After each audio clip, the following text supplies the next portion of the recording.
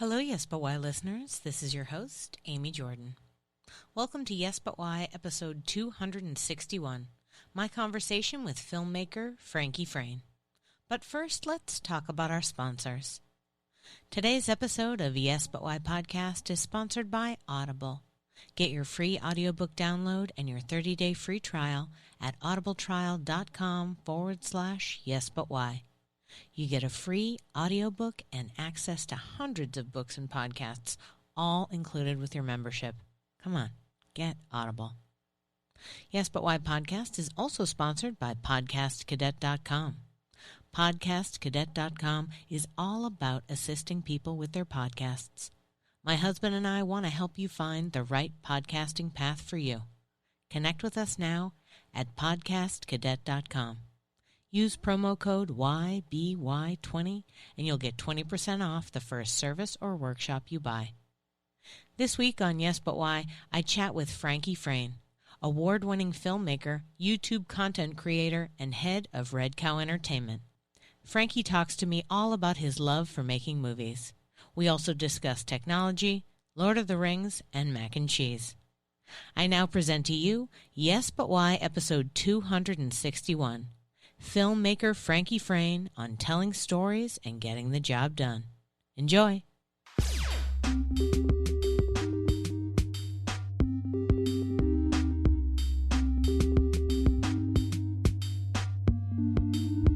I'm Amy Jordan, and this is Yes But Why podcast.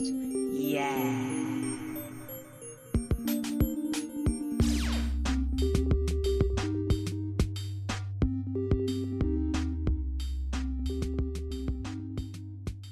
Like probably, the earliest I can remember of when I felt some kind of creative drive or felt inspired to go create was probably like 6 or 7. I remember I had a Tandy computer my sister got it in 89. And, you could word process. And I remember I was reading like novelizations of sitcoms and like Power Rangers and Ninja Turtles and stuff. And I made my own spiral bound Power Rangers novelization where, you essentially you watch the show and then you transcribe the dialogue with the actions. And, so I was in like second grade and I remember being like really committed to the idea of completing it.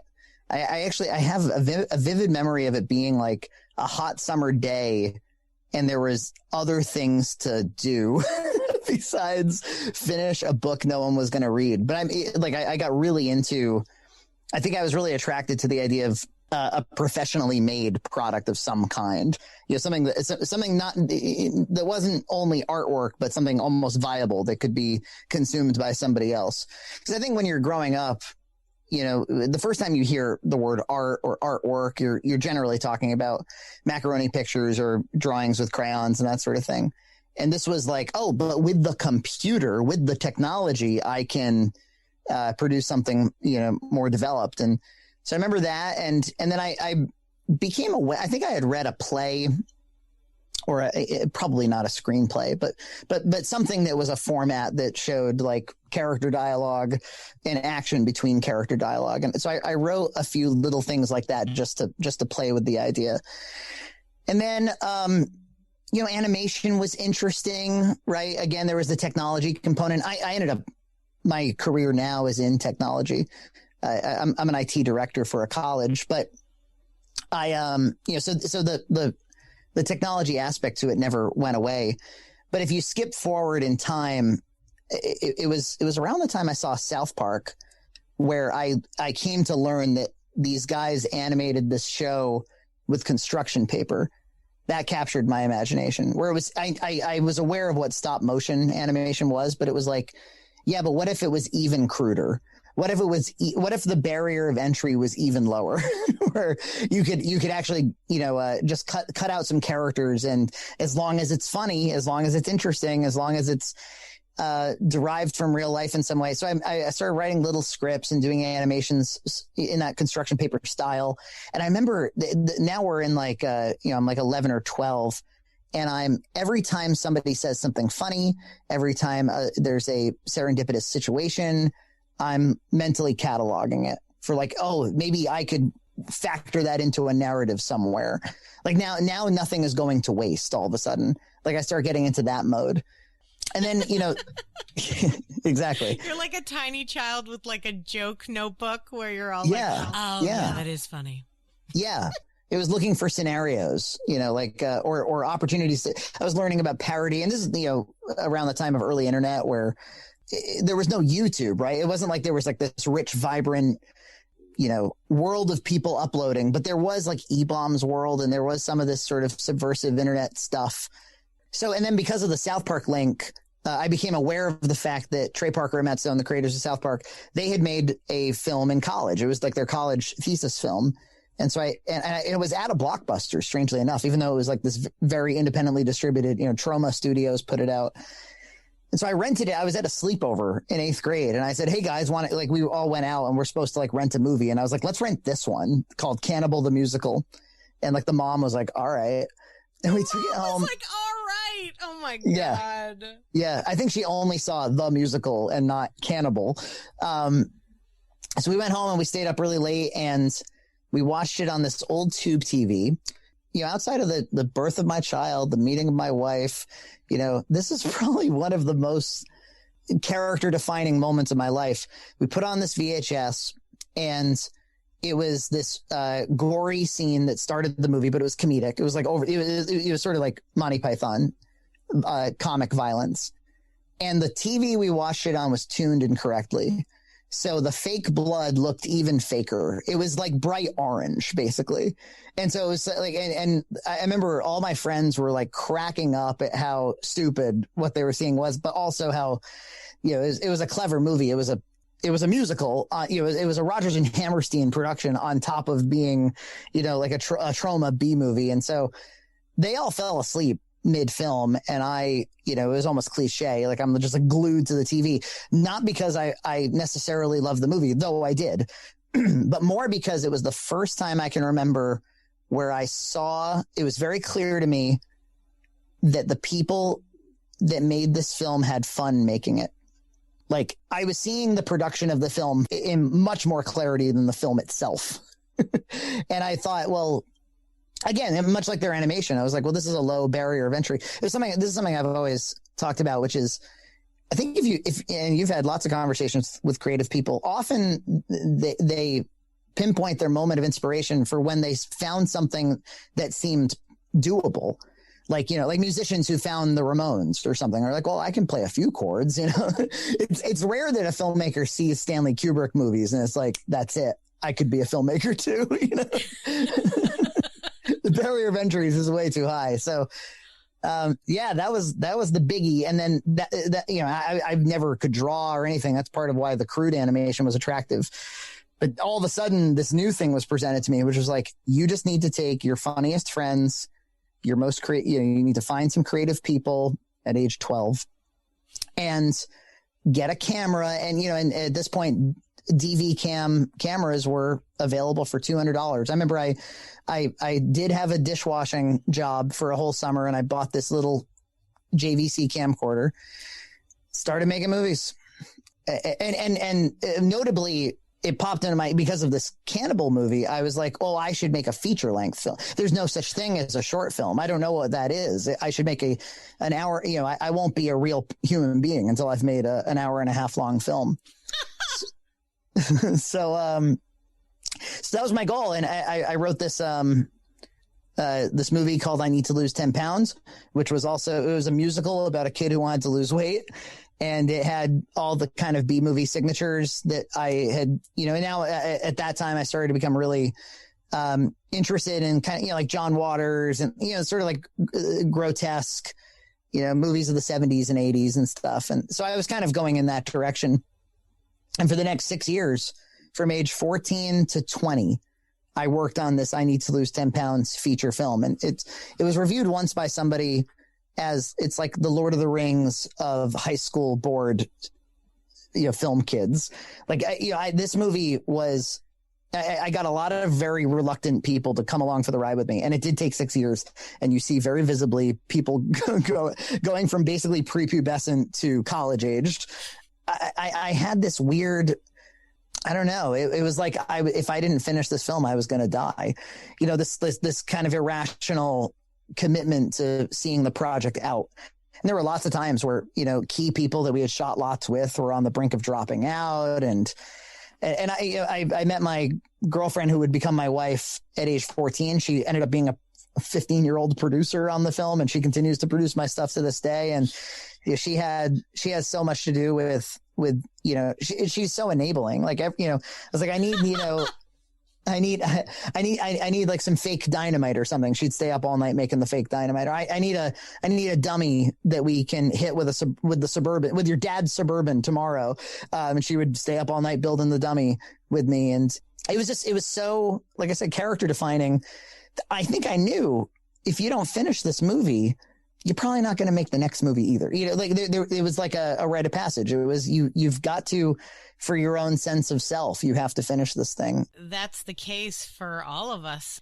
It makes sense. Also, it makes sense that like it's hard to make a feature length film, and you were making it up as you were going along, and like it takes adults with millions of dollars multiple years to make movies. Right. So I feel like, you know, 6 years. Very regular when you factor in all of the school you had to go to and other events you had that were taking up your time. I remember thinking that because I went to film school, I remember thinking, oh my God, I have to finish this movie before I go to film school, because there's not going to be one undergrad film student there who hasn't completed a feature film. I completely invented that in my head. Yeah. And I remember freaking out about it, that like senior year was coming up and I hadn't finished the damn movie yet. But yeah, I mean, we shot and shot and shot and shot. I mean, it's worth saying that like it was not only ambitious to do the 90-minute thing, but it wasn't as though we wrote a screenplay that like it takes place in one room or there's only 3 people, or it was like it's like an adventure epic. It was like there's all kinds of things that happen in this movie, and the locations I secured, you know, I got a school bus for a day and we were left unsupervised with it. We shot in a beautiful chapel with swords and there were no adults around. And I look back at some of the behind the scenes stuff and I'm like, if 35-year-old me walked in on these 16-year-old kids doing what I would be like, you're all going home. This is insane. But I don't know, you know, once we had cars, and this will become relevant later, but I had a friend, this guy named John Hunt, and he's now my co-host on the most popular thing I do, this mac and cheese review show called Box Mac. And so he's kind of in some ways the flagship personality of our YouTube channel now, but he, at the time he was just a very technical guy that was also a musician. And so he was really the fuel that made me go from, oh, I think I'd really like to make a feature film to, hey, actually, maybe we could make a feature film. And so he's outside of my wife, he's probably one of the most important creative relationships I ever had. And I think you do need, normally like there's some combustion element, you know, there's some relationship that lights the whole thing, or maybe it just stays a PDF, or maybe it's never a PDF to begin with. I always say there's a lot of sad PDFs out there just sitting on computers, not getting made. So many. Yeah. Many sad PDFs. So, you know, I want to ask you, you've mentioned that like the part right after when you were talking about how South Park had inspired you, you're talking about like putting these stories together and creating, you know, like, oh, I was thinking of this story. Oh, I heard this thing and I was like, oh, maybe I can use that in a screenplay. Where did you even get the like idea to write a story, right? I mean, I feel like writing and creating the full picture has always been what you were destined to do. But It seems like your brain is definitely formulated for storytelling. You're like looking for stories. You're trying to figure out how to put things together, you know, like, where do you think the storytelling appeared in your life? Is it like, you know, your parents were like that, or you took a class, you had a, you know, English teacher that was like, hey, this is what story is, or how did it appear in your brain? It's a great question. I don't know that I've really thought about it on that level before, but I think the common thread through everything I've done, you know, because I've done, in addition to filmmaking, podcasting, and obviously YouTube and everything else. And so it starts after a while, it's like, well, what are you feeding? And I think it's just a desire to express, you know, so I want to, I want to express something original. I want to say something that maybe somebody else hadn't said. And I do think certainly my dad, it's funny. My dad is a one of a kind personality. He's a blue collar, South Coast, Eastern Massachusetts guy, certainly not an artist, but he would, if he heard a joke or a one-liner or something on The Simpsons, and he wasn't even like he wanted the televisions off for the most part. But if he heard something really clever, he would call a lot of attention to it, and he would say something like, "Who even thought of that?"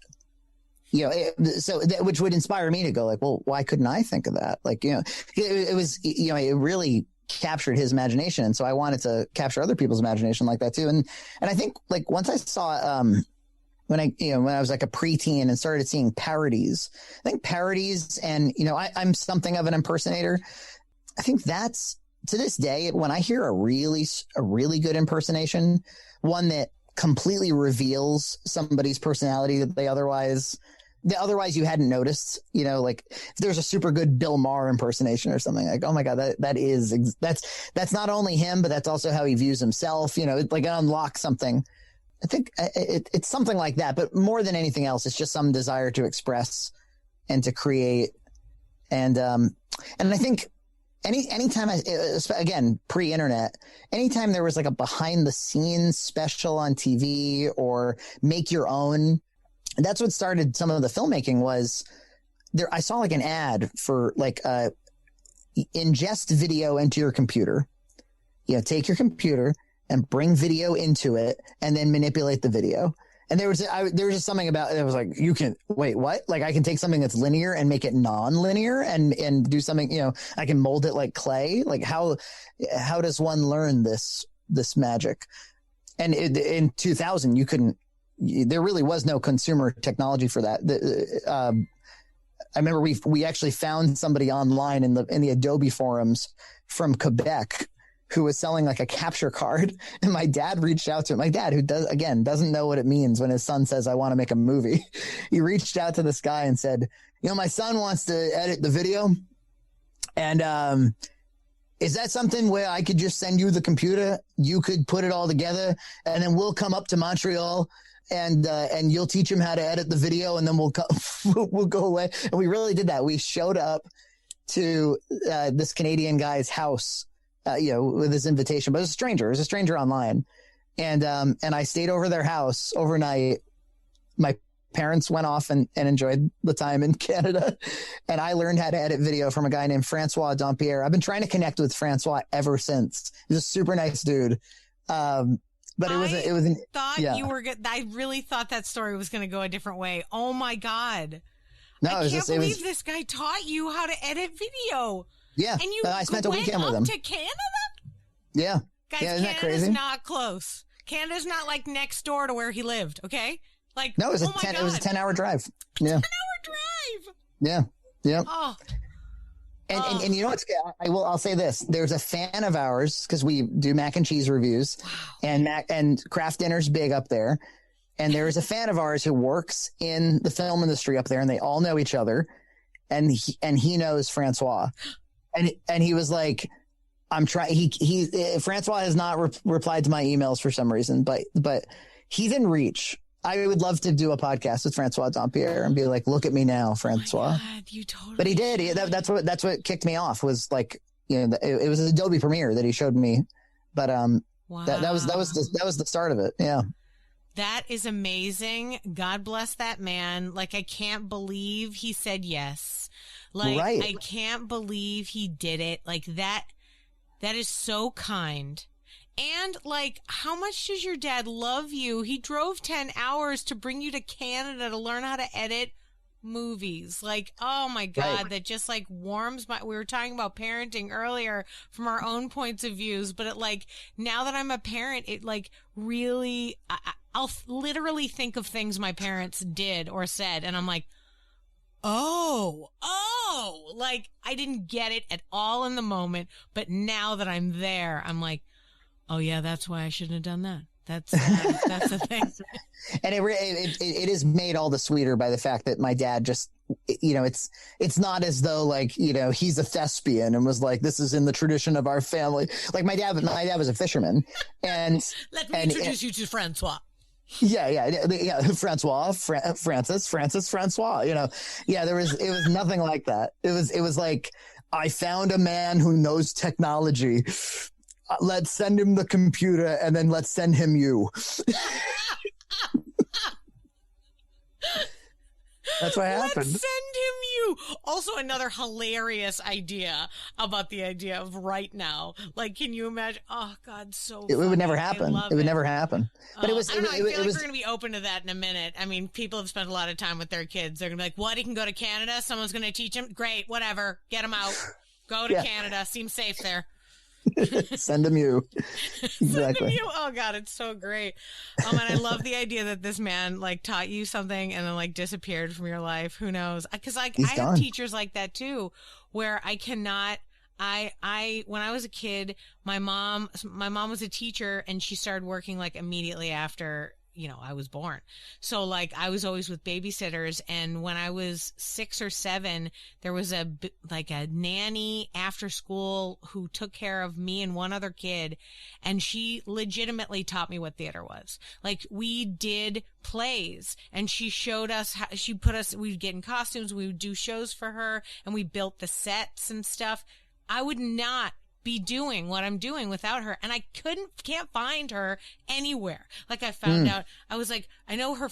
I called her Miss Blackwell. Well, nobody's Miss for very long, so I'm like, dang it, I'm never gonna find a Blackwell. I found out her first name from my mom. I'm trying to find her. It's just like, there are people that we meet along the way that inspire us so much, and then there's just no way to thank them. Yeah, they're critical. Yeah. And if somebody were to find you and be like, you have no idea the impact you had, wouldn't you be so thrilled to hear it? And shocked, and I'm going to say thrilled, but you are also from Massachusetts, so you know as well as I do that I would be deeply embarrassed during the entire conversation. I'd be like, no, what? No, I didn't do any of that. And then when she left, I'd be like, yeah, I'm pretty great. Well, it is. I think it is the greatest compliment, and probably the one that, like, if I were to want to leave any impression on anybody at all, it would be to inspire them to go create something of their own. Yeah. That's the impression I'd like to leave. Yeah, absolutely. Yeah. Like, for instance, the like Sam Raimi and the Evil Dead stuff. I only watched that. I'm not a horror person at all, but I only watched it because somebody told me the story of like, oh no, he made this with his friends in high school. Right. And I was like, oh yeah, all right, I'll watch that. Like, I don't care, but if you give me a solid, like, creative story of, like, oh, this was made on a bus by 2 brothers and then they never spoke again, I'm like, let's watch that. That seems good. Yeah. Like, I'm more interested in the journey of, like, how it got made and, like, the experience of that than I am about any other level of, oh, this one's really famous, people really like it. It never turns out to be the movie I like. The number one, the one that everyone will tell you to watch. Whenever there's a movie on Facebook, everybody's like, "Oh yeah, super good, just watched it." I'll be like, "Ooh, I don't know if I'm ready for that one." But if you're like, "Listen, there was this one guy, and he got a pig at a fair, and then they made a movie with the pig, and it's all about Africa," and you're like, "What?" Like, that sounds very interesting. Let's watch it. No, I'm totally with you.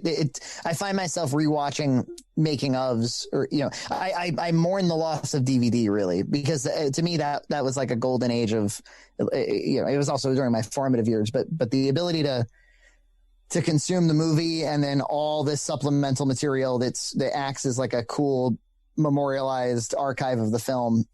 That was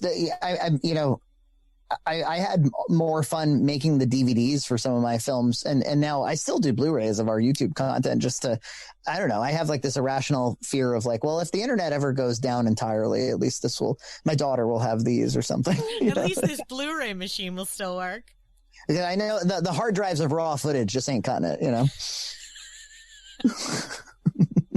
There's like a woman carrying around a thumb drive in the apocalypse, and she's like, I just need to look at this one thing.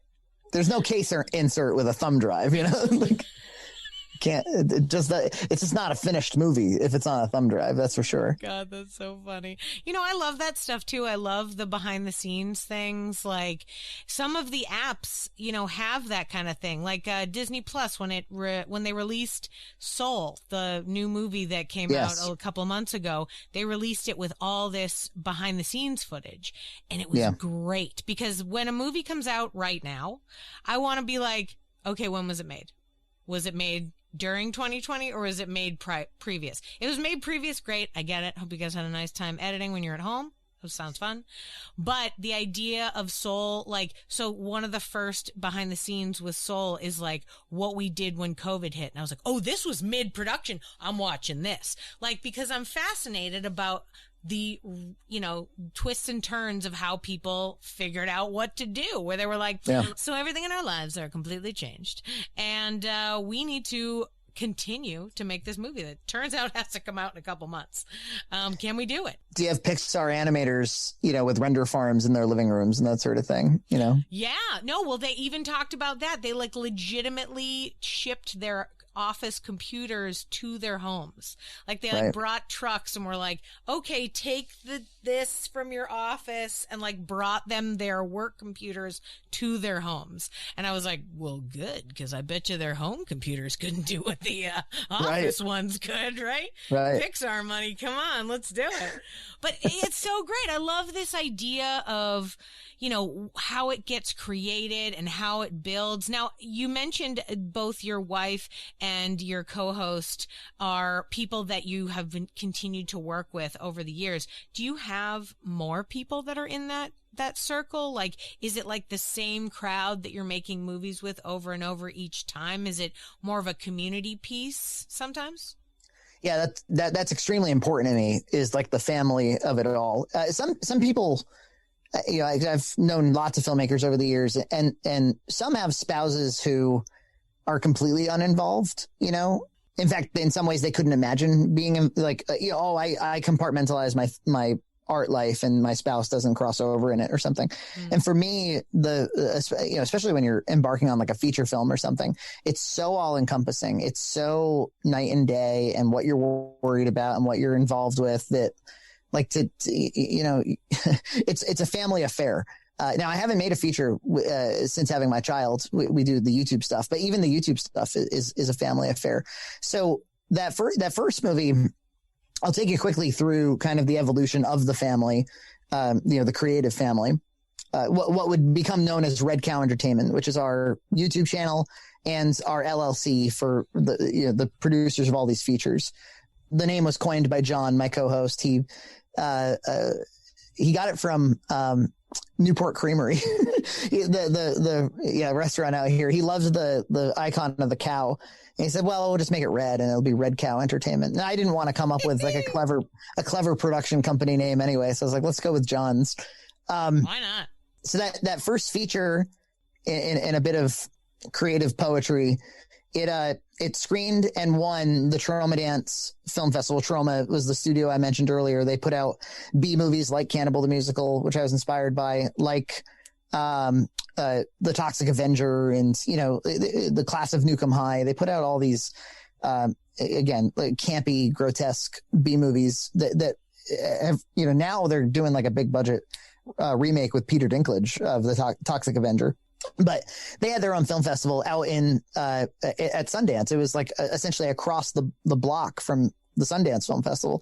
And I went out there and got to screen the movie and at age 20 and stuff, and see a reaction from strangers.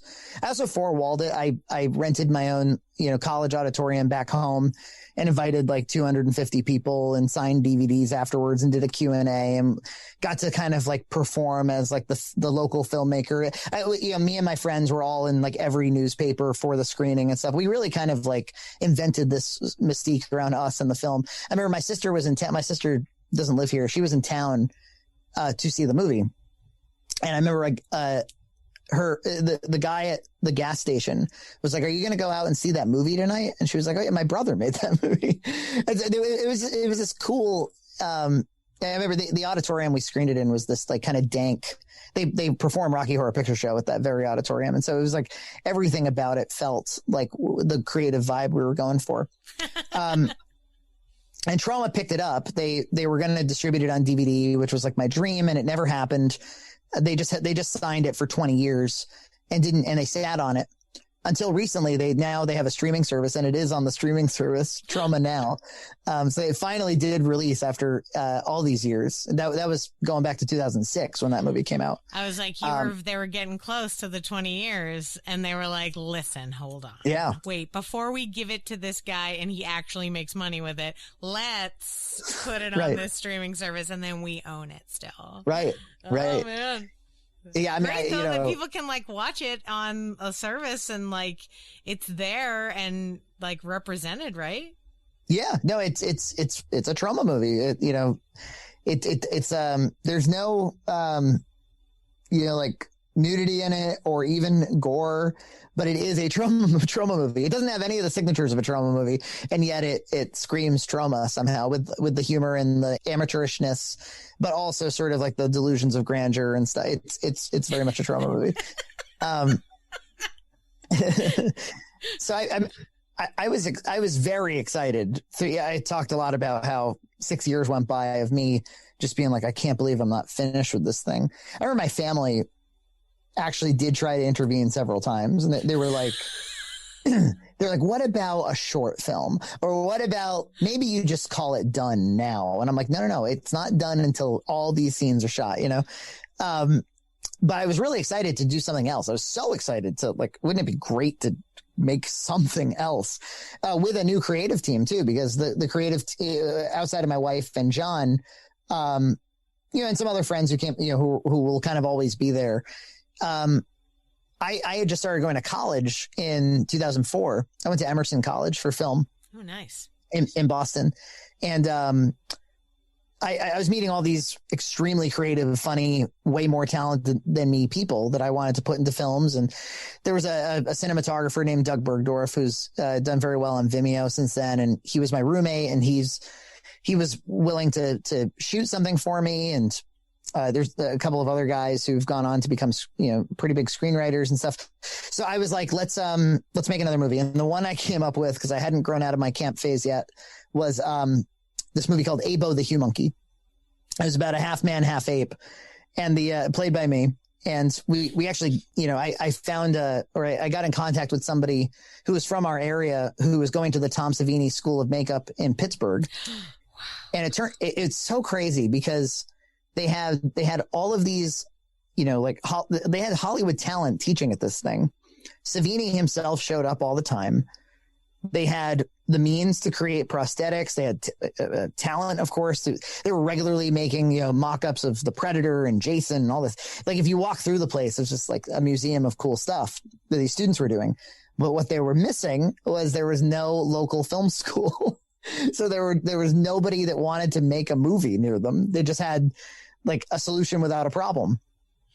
And, So then in comes Trauma Guy, hey, my movie got distributed by Trauma, which, of course is like saying like, I don't know, I won $50, it's not that great of a thing to tout, but it was for them because they're like, oh, well, that's the Toxic Avenger and that's this, that, and the other. So I got this guy, his name is Mark Santos, Makeup Mark, and he created the prosthetic for Abo the Hue Monkey. And the conceit of the movie was that it was it was kind of like a parody of a family movie. It was like Jack or Forrest Gump or something like that, where you kind of impose the main character onto the audience and insist that, despite his low IQ, he's lovable and deserves your affection and stuff. When in fact, it's this creature that probably shouldn't have been born. It's like genetic lab animal and stuff. But the movie is insisting that, like, the musical score is very gentle and, always implying that what you're watching is saccharine, but what you're watching is actually grotesque. So that was, it's this high concept comedy. Some people really got into it, and some people were like, well, I'm not sure there was a joke in the movie. They don't know what comedy is. I'm high concept for sure. Yeah, well, yeah. This is pretty high concept. but we had a blast making that. And that also screened at Trauma Dance. And that was kind of the end of that.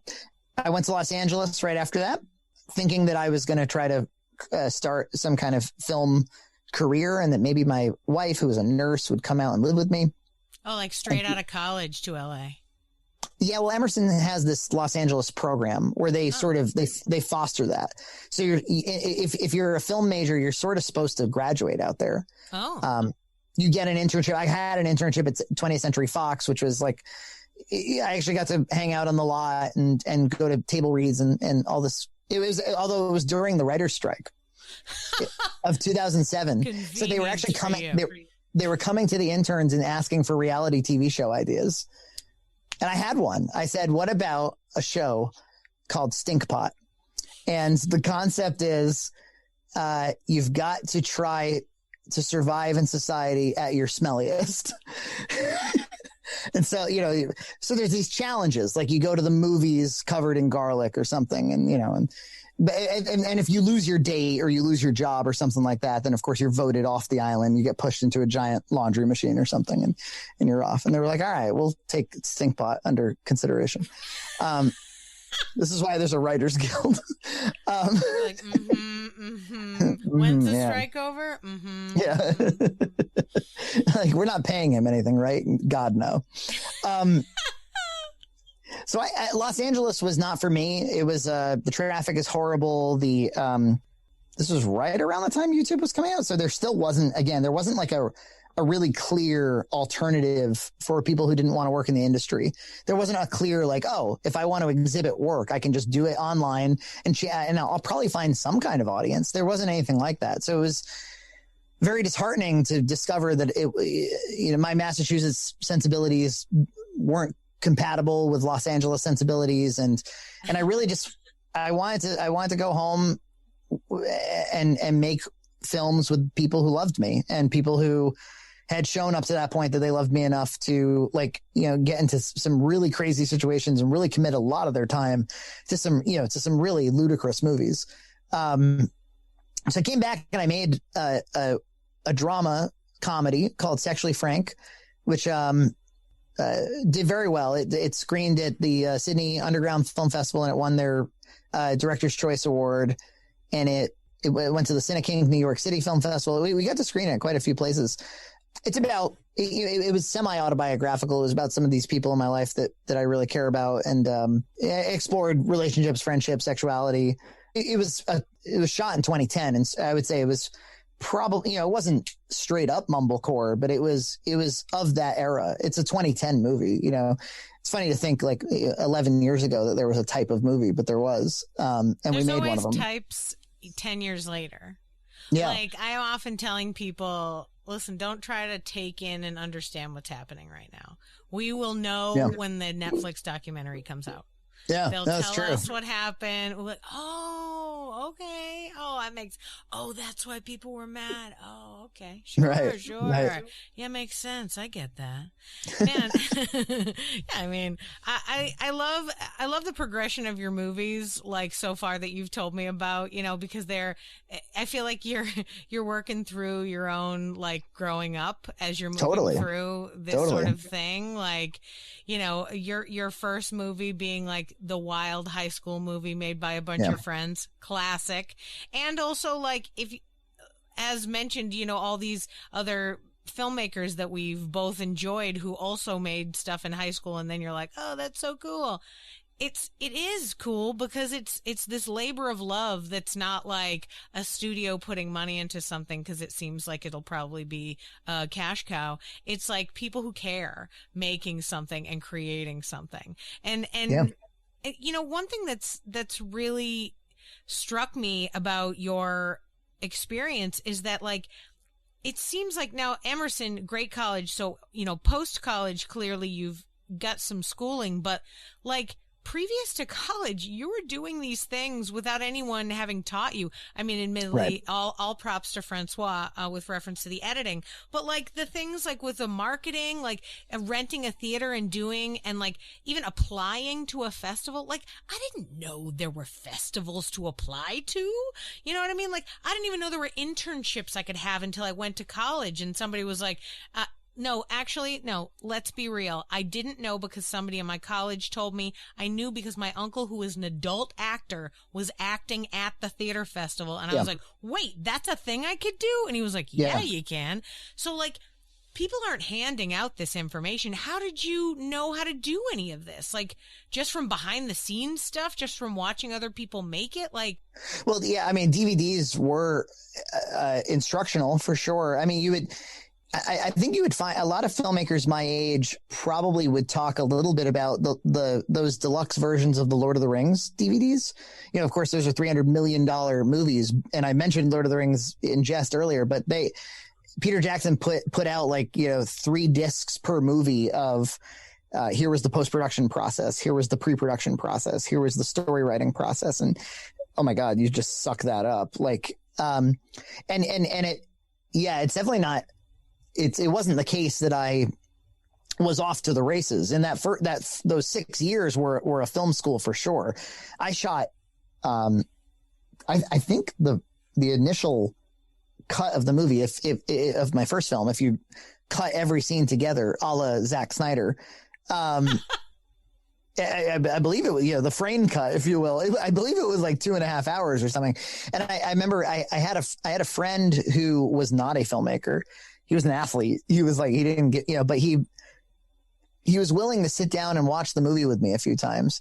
And I remember he was a childhood friend, and he, you know, we had lost touch for a little while. And he's like, "Oh, you're making this movie. Let me see it." And then, like, we watched it again, and we hung out, I don't know, probably 10 or 11 times and cut out an hour of the movie. I mean, an hour of it. And that was the first time I had an experience of, like, just because you worked hard on it doesn't mean it's staying. You know, I don't think that I would have shot nearly as much blow if I knew what I was doing, but I had to learn later, like, oh, okay, if you don't know what you're doing when you're shooting, you're going to end up with a really bad movie, you know, and you're going to have to find the story later. Because, as they say, post-production is another pass at the script, which I think holds true even for the best films. You know, there's still an opportunity to rewrite. And in some ways, it's more liberating to do it in post because you have a finite number of materials now, whereas if you're sitting in front of a word processor, you can make infinity happen. Yeah. But there is something beautiful about, like, all right, it's only this much clay and you got to make something with it. Yeah. Limits are very helpful. I think that is a really important process, that people don't, like, appreciate. Kids now can, like, just go on YouTube or, like, watch Masterclass and be like, oh, well, I know how Ron Howard just taught me how to make a film. And you're like, great. Cool. That's another thing that's kind of been interesting is, as I've transitioned into YouTube and stuff, am I a filmmaker still, or am I a content creator? What am I precisely? It depends on who you're talking to and what kind of job you're trying to get. Yeah, I suppose so. Then again, similar to what I was saying about Stanley Kubrick and the Ramones, I think that sometimes the most valuable advice comes from somebody who is just a little bit ahead of you instead of very, very far ahead of you. Because again, it's sort of in reach. But no, you're right. There's a lot of, I feel as though it's probably true that young people grow up kind of knowing how to create media in some sense, you know, or at least they have a strong sense of, because there's a lot of meta commentary on media too, just everywhere, just at all times. And you had to seek it out when I was young. It was all, here's just the movie. Please leave the supplemental material over there. That's just for geeks. Just to mention the Snyder Cut again, I think everybody knows the story behind that at this point, or, you know, a tremendous number of young people know the story. You know, there was a theatrical version and it released in 2017, and now there's this extended cut. It's like, that's all inside. That would have been all inside baseball when I was young. Yeah, even old lady non-filmmakers like me, for sure, know about that as well. You know, to talk about your YouTube work that you've been working on, I mean, it's a very successful channel. You've clearly figured out not only how to make the videos, but, like, how to get a lot of attention to it. And, you know, not at all surprised based on the fact that you're, like, a sponge when it comes to learning how to accomplish, you know, this movie making creation thing. But, like, what does it feel like for you? Like you've mentioned, we had just now, you know, we're talking about, like, what's the difference between filmmaker and content creator. in reality, it's somebody else's judgment upon you. Realistically, what do you think you are, and what do you feel like you're creating now? And just to make it a longer question, what are your aspirations for other things you want to make in the future? Well, I consider myself a filmmaker. I'm the thing that I intended to be. It's even when I'm making unscripted or nonfiction or bloggy type stuff, I'm always applying the filmmaking sensibilities to it. And I backed up into the YouTube thing almost accidentally. It was when YouTube became available, I uploaded an animation that I had done called Lord of the Rings by George Lucas. And it was I just keep bringing up Lord of the Rings. It was this parody. It was making fun of George Lucas because at the time it was kind of fashionable to make fun of him for making the prequels. And it was like, well, what if he took those same bad filmmaking ideas that he applied to the prequels and applied them to Lord of the Rings? That was the joke. And, doing a bunch of impressions and making fun of my betters. And, in 2007, that was the number 50th highest viewed video on YouTube. Something, of course it only ever peaked out at like 2.5 million or something. It was a big hit on YouTube. I remember it was one of those cool moments where your inbox crashes and all that kind of stuff. And so I was like, oh, okay, well, I should upload all my, of course, if I had a success like that now, I would know to turn it into something, but I was too young and I was making other movies that had nothing to do with that animation. So what I did was I started uploading to that channel, which is the same channel that it is today, or the same account, I suppose. But I started to say, well, okay, well then YouTube is a good repository for wherever, whatever I make. It'll at least be up there, at least be viewable by somebody. And I started doing the thing of like, behind the scene making ofs of my own films and putting them on YouTube. And that was really how I thought of YouTube.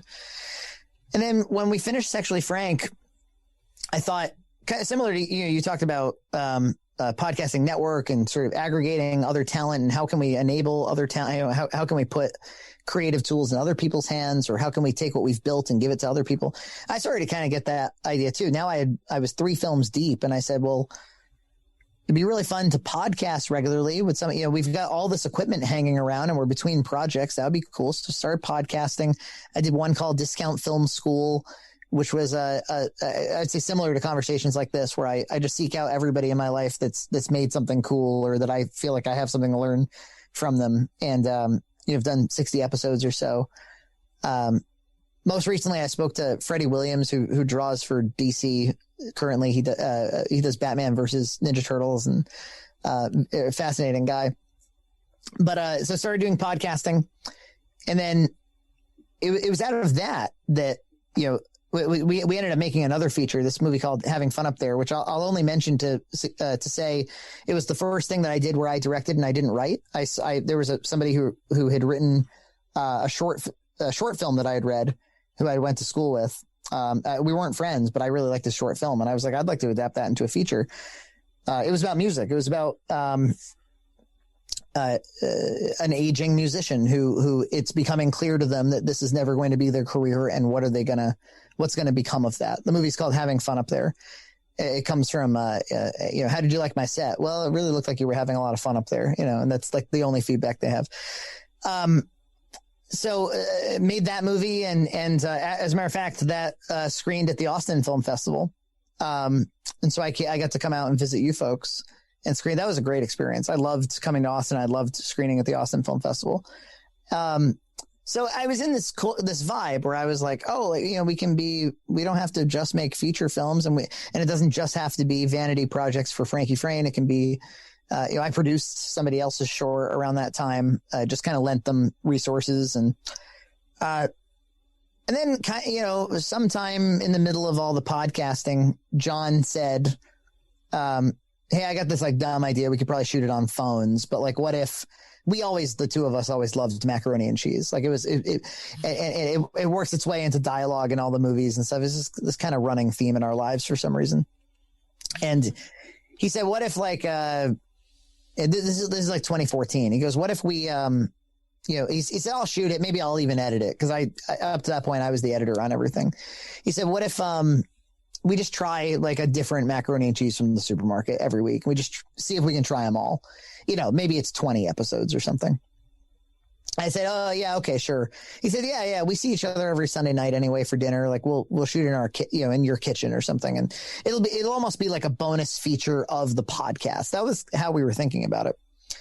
Well, around that time, another collaborator who's now a part owner of Red Cow, his name is EJ. He was a classmate of mine. I went back to Emerson for grad. I got my MFA there. I was working there too, so it was like a cool tuition benefit thing. Nice. He said, I'd really like to collaborate with you guys more. And he was a videographer, a really talented one. He was, so he ended up being a cinematographer on a documentary I did right after that called Till Death Do Us Part. It's about how expensive weddings are just crippling to people and don't make any sense to me. Is that movie? So we started collaborating more, and he said, yeah, why don't we shoot that Box Mac thing? Why don't we shoot that macaroni and cheese thing that John had the idea for? I said, okay, yeah, you want to come over? We can all have dinner together. We'll shoot a little dumb thing and we'll be done. But now you have what you just did was you put my wife, who's a producer, and me, who's a filmmaker. I've made 4 feature films, and EJ, who's a cinematographer, and John, he's all of the equipment is in his house. He's funded a lot of our projects, and we're all in the same space together. And suddenly Box Mac is becoming a film, a film worthy production. It's multicam. Everybody's laved. The lighting is balanced. Like, we just can't help ourselves but make it kind of good, or at least make the presentation good. We can't even help it. We're not going to, like, we went into it being like, let's make it kind of crappy just so that we don't make too much work for ourselves. And then we made way too much work for ourselves. So as far as the content went, it was just me and John being me and John making macaroni and cheese. And then we got a lot of, like, it reached, I don't know, I think like 1,000 people, which was a lot more than I was used to. And it got a lot of really good feedback. They're like, I would totally watch more of this. This is where like after years of making feature films, people are like, yeah, but this though. And so John, John's a really, really big guy. And he's like, I think I'm willing to exploit myself and dress up like a big chef and stuff. And I was like, okay, you dress up like a chef. And then we had shirts made up. So now there's Box Mac shirts, and we got about 10 episodes in, and a few coworkers were watching. So coworkers are sending in, like, hey, here's a mac and cheese I found from my supermarket. And so people are like sending in mac and cheeses now. So there starts to be this community thing happening with it. And then we came around it hadn't like grown any larger than that, but the Halloween season came upon us, and I had this idea. This is my answer to your question about, like, so, how do you reconcile like YouTube content, film content? Well, here's how. I'm going, wouldn't it be really mind bending if you've been watching this comedy cooking show, and then one episode, it's suddenly a Tales from the Crypt episode. It's 20 minutes of John slowly driving in a car to spooky music, and then sort of this narrative unfolds, and we like, let's make like a big, and then eventually we just review mac and cheese anyway. Like, what if we did that? So we did. So we made basically a Goosebumps episode, or like a Tales from the Crypt episode called Tales from the Craft. There's nice. a puppet in it, and there's a craft keeper puppet in it, and we did the whole thing, and we had an absolute blast, and it was really scratching the creative itch because we were kind of between projects. Then some beautiful soul, like François before him, I don't know who. It's not like a fan who's kept in touch or anything, but somebody was kind enough to post it on Reddit. And Reddit really, at that time, and probably still, is where things tend to get a lot of traction. Yeah. He posted it and said, like, these two guys making macaroni and cheese is everything. It was some cliche thing like that. And it got a ton of comments, a lot of, fat guys shouldn't eat mac and cheese type of comments. But for every one of those where they didn't stick with the channel because they didn't like how we looked or something, we got this, I don't know, at the time, probably like 1,000 people that stuck with every single episode, and all the views rose on all the past ones. And that inspired us to be like, let's put it out weekly, because we wanted to seize the opportunity. And then John is such an idiosyncratic personality and character. He's a deal. It's not just that he's funny. He's also like the way I always put it is, he knows he's being funny, but he's not kidding. What he's presenting really is him. So he's like a bargain hunter. So we started this. His name is John Hunt. We call him Junt, which he doesn't even like, but he's now adopted it. It's become like Junt has become a big part of the brand. So we did a show called What's in Junt's Cart, where it's just him shopping. It's just him at Stop and Shop telling us about the yellow tags and stuff. And we just find it fascinating. And that turned into going to flea markets and meeting more people.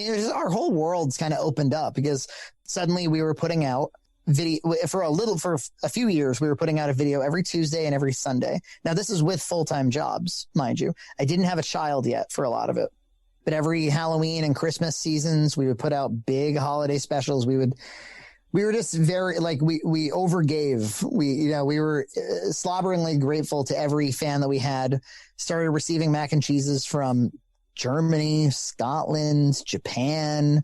It turned into an unboxing show because it wasn't just mac and cheese we were getting sent anymore. It was like, we have a fairly notable following in Newfoundland, and they were like introduced us to this thing called Mummers, which is like this part of their Christmas celebration. So it became this like weird multicultural thing. Canada, of course, the episode that blew up was Craft Dinner versus U.S. Craft.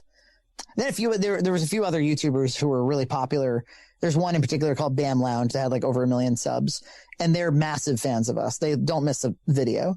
And they shouted us out on one of their videos, and that attracted an influx of fans. We're still not, we haven't topped 20,000 subs, so we're not a huge channel by any relative metric. But the fact is there's an audience there. There's somebody who, when we don't, now as of this year, this is the first time in 6 years that I haven't been putting something out every single Sunday. I think I've missed 2 this year. It was kind of a deal I made with the fans where I was like, listen, I have a child and I have to, it's been 6 years and I'm tired. But yeah, there's people who are like, bummer, there's no Red Cow this Sunday, which is very, very meaningful for me. So yeah, we outside of that wedding documentary, we haven't made a feature film since Having Fun Up There, which came out in 2014. Instead, we've just been making, we're at, I want to say 800 videos since 2015. And to be clear, that's not like, just like a ton of low effort, record and upload. No, like every one of them gets, I don't know, probably a minimum of 4 hours of editing. So a lot of evening time. I had a long commute to Boston for many years until COVID. So that was really dedicated editing time. But man, you spend tens of thousands of hours editing, you're going to become a fast editor, and you're going to learn how to identify what relevant pieces of narratives and stories are. And that, again, even though it's unscripted content, but like, over the course of an unscripted conversation, there are punchlines and there are recurring bits of humor, and the edit is where you really structure that and really make that meaningful as opposed to tangential or overly spontaneous. So, we people have asked, they've been like, do you script it? It sounds scripted at times. It's like, God, no, but it's probably the edit that's making you think that, because the edit sort of formalizes the presentation of the content. So yeah, I've been asked before, like how could you possibly find the time? Now there are all kinds of time management stuff we could talk about, but I would say the central idea is, I've been editing video for a very long time now, and lots of it, and nothing beats getting good at it and getting fast at it, I am just overwhelmingly impressed by this situation, and I think it's so funny how you're like downplaying this success. Like you're like, yeah, it's like not a big deal. It's just like 20,000 people. No, but it really isn't. No, listen, I understand that you're not like Imagine Entertainment or whatever. Yeah. Like I get it. You're not CBS or whatever, but that's not the point. From my point of view of podcasting, I've gone to a number of podcast festivals, and like the constant conversation with everyone is like, stop trying to worry about who's watching you right now or who's listening right now. Create good content, learn how to do what you're doing. If people don't listen to your first 5 episodes, maybe that's not the worst, okay? Try to learn how to do it, and then once people start paying attention, whatever. The other thing is, think of how many people you have, and then imagine putting them in a room, and that's a lot of people. Like, your fan base couldn't even be in the same state altogether. You know what I mean? Right. Like, that's too many people in one space without 6 feet apart. There's no way they'd make it in Massachusetts, right? Yeah. So I like the idea that you're like, oh yeah, it's not a big deal. But I mean, to a certain extent, it is. I mean, I would say 1% or 0.5% of filmmakers and creators are making blockbusters or whatever. I mean, like, right.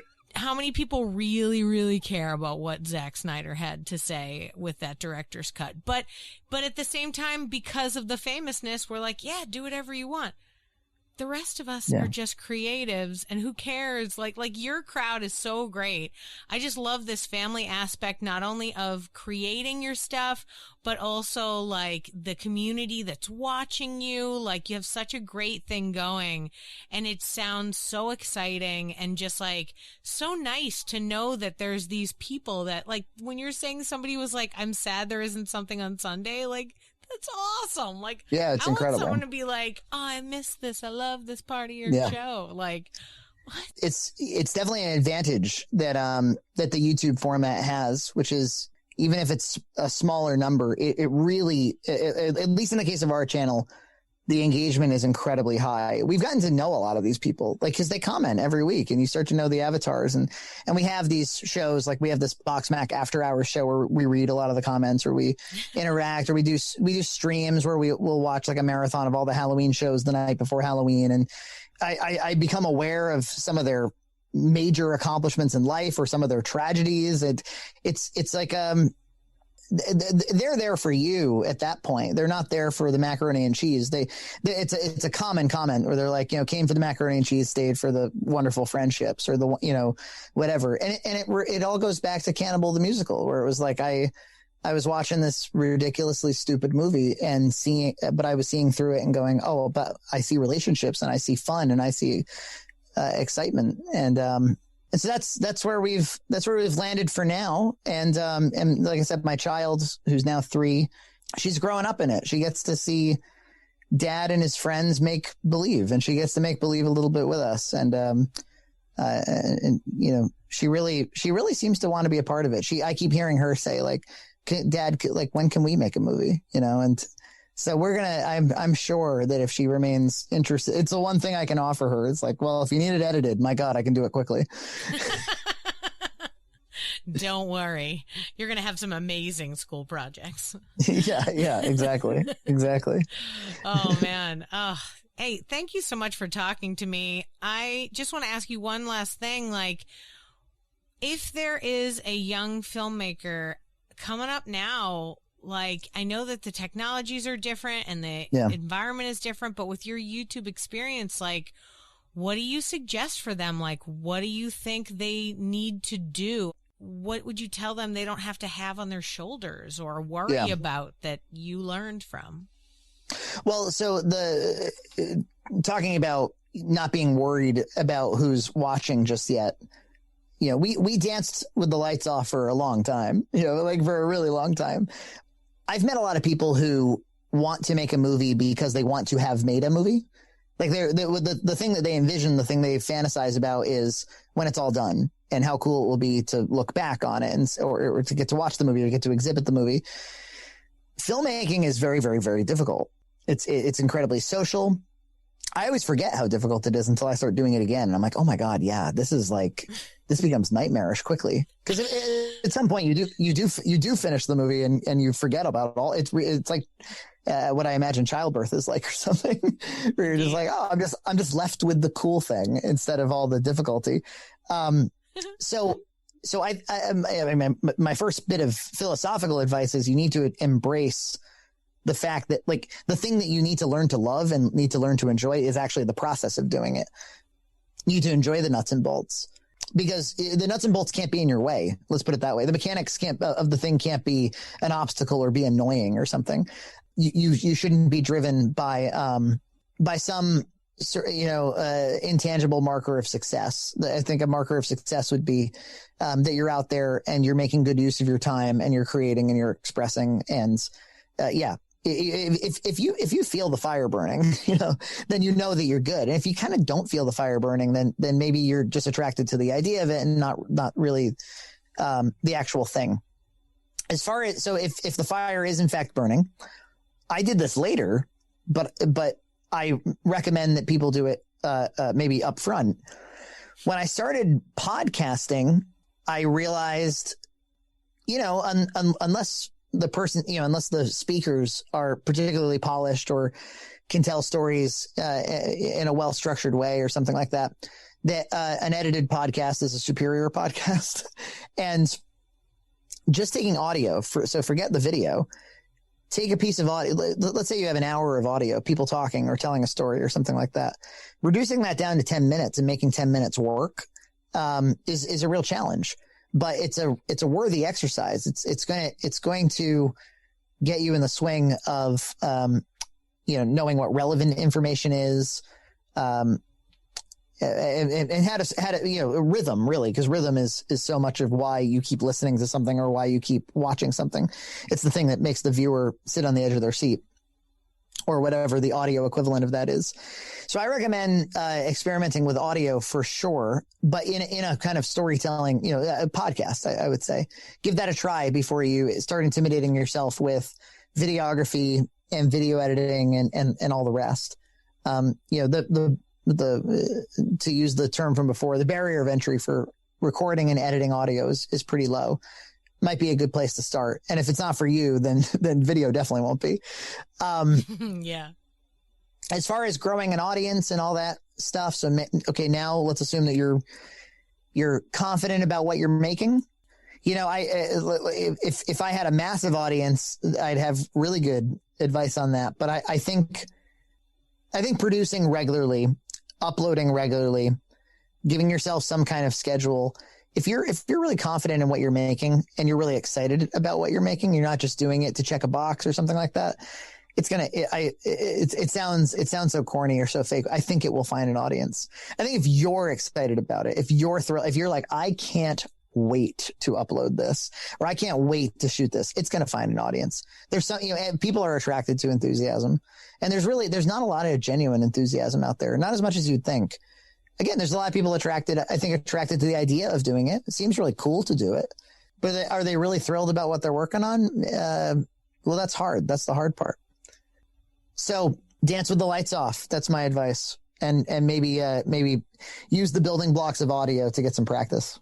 Frankie, thank you so much for chatting and sharing with me. It's been really great to talk to you and hear the stories of your adventures and just the different kinds of things that you've learned from, and, just the experiences that you've had. You've worked in so many different mediums, and essentially as a creator across so many different technologies, like from when you first started on, the computer, the like brand new computer when computers were just invented, to like now where we can do it on our phones. Like your friend's like, yeah, let's just shoot it on our phones. Like the brain exploding of the first child if they heard the second bit is like insane. Like you've done so much, and it's so great, and you just really empower me, and I know you're just going to empower filmmakers listening. So thank you so much for being on the podcast. Oh, thank you I love talking about this stuff. So I really appreciate the awesome line of questioning and the opportunity. Great.